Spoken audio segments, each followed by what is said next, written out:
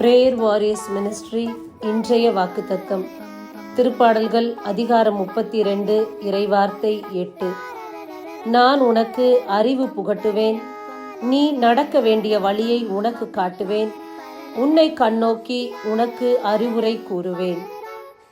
அன்பார்ந்தவர்களே, இன்றைக்கு இறைவன் தாமே நமக்கு தெளிந்த அறிவை கொடுக்கக்கூடியவராய் இருக்கின்றார். நாம் நடக்கக்கூடிய பாதையை தேவன் வகுத்து, இதுதான் பாதை, இதில் பயணம் செய்யுங்கள் என்று சொல்லக்கூடியவராய் இருக்கின்றார். நம்மீது அவருடைய கண்ணை வைத்து நமக்கு ஆலோசனை கொடுக்கின்ற இறைவனாக இருக்கின்றார். இன்றைக்கு நாம் அவரை சார்ந்து வாழ்வோம்.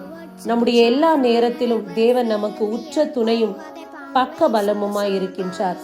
அப்படிப்பட்ட தேவனை மட்டும் நம்பி வாழ்வோம். எல்லா நேரத்திலும் அவர் துணை கொடுத்து நம்மை வழி நடத்துவார். ஆமேன். God bless you.